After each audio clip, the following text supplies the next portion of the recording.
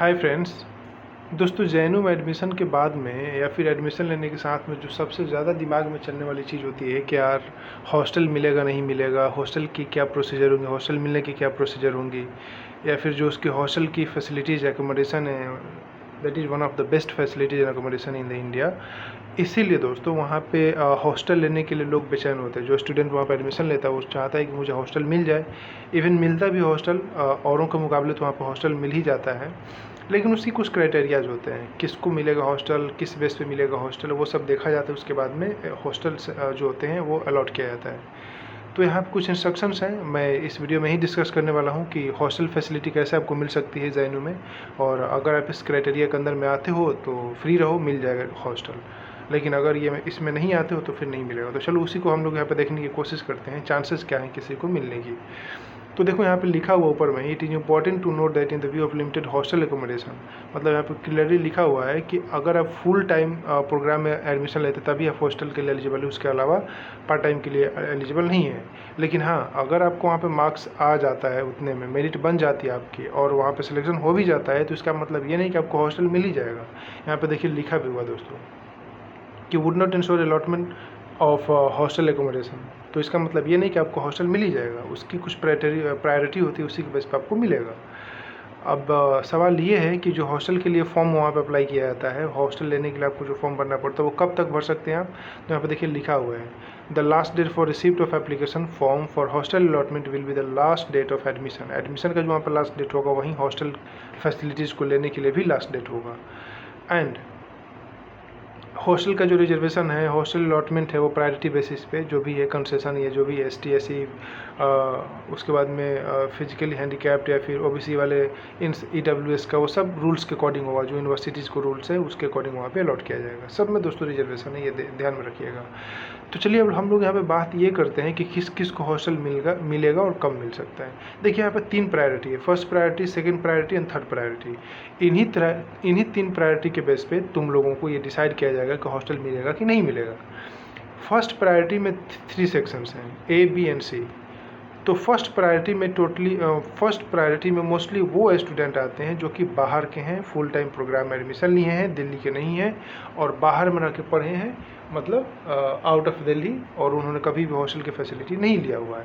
उसी में अलग अलग क्राइटेरिया, जैसे देख लीजिए, मान लो कि आप ग्रेजुएशन में, ठीक है, और इसी साल आपने ग्रेजुएशन पास किया और आपने MM में एडमिशन लिया जो उसमें जेएनयू में, तो और आप बाहर के हो, मतलब दिल्ली से बाहर के हो, तो उस केस में आपकी जो हॉस्टल मिलने की प्रोबेबिलिटी है मोर देन 90% है।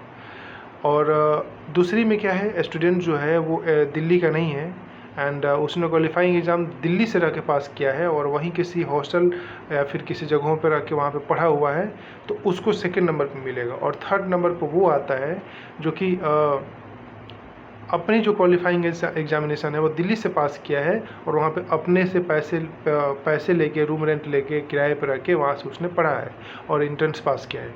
तो तीनों केस में वो बाहर का है। एक केस में वो बाहर का है, बाहर ही रहा है दिल्ली से और वहीं से पढ़ के इंट्रेंस पास किया। दूसरे केस में वो दिल्ली में रहा है, किसी हॉस्टल में रहा है, किसी दूसरे कॉलेजेस के हॉस्टल में रहा है और वहाँ से पढ़ के पास किया, उसको मिलेगा। और थर्ड नंबर पर उसको मिलेगा जो कि वहाँ पर खुद प्राइवेट अपना किराया लेके, मतलब किराए पर मकान लेके रहा है और वहाँ से पास किया। तो तीनों केस में प्रोबेबिलिटी आपकी बनती है हॉस्टल मिलने की मोर देन 90%। सेकेंड में आ जाइए, सेकेंड में है जो बाहर का स्टूडेंट है। सेकेंड प्रायोरिटी में 2 सेक्शन है। पहला सेक्शन ये बोलता है कि जो स्टूडेंट बाहर का है और जेएनयू में एडमिशन लिया है 2 साल के गैप के बाद में या फिर 5 साल से कम के गैप के बाद में, उस केस में उसको चांसेस बन जाते हैं चौथे नंबर पर आएगा वो। 5वें नंबर पर वो आएगा जो कि जेएनयू में इस बार एडमिशन लिया है, आउट स्टेशन स्टूडेंट्स हैं एंड वो दिल्ली से ही रहा हुआ है एंड फ्रॉम दिल्ली और and without hostel accommodation in the case of lateral, और किसी हॉस्टल फैसिलिटी के बिना वहाँ पर रहा हुआ है। तो इस केस में वो आते हैं जिनकी कि गैप ईयर है। अगर वो गैप ईयर वाले हैं तो वो आएंगे सेकेंड प्रायोरिटी में। थर्ड प्रायोरिटी में दोस्तों वो आते हैं जो दिल्ली में रहने वाले लोग हैं, दिल्ली में अपना एकोमोडेशन लेकर रहते हैं और दिल्ली में उनका घर है, वो जो वहाँ पर बच्चे हैं वो आते हैं थर्ड कैटेगरी में।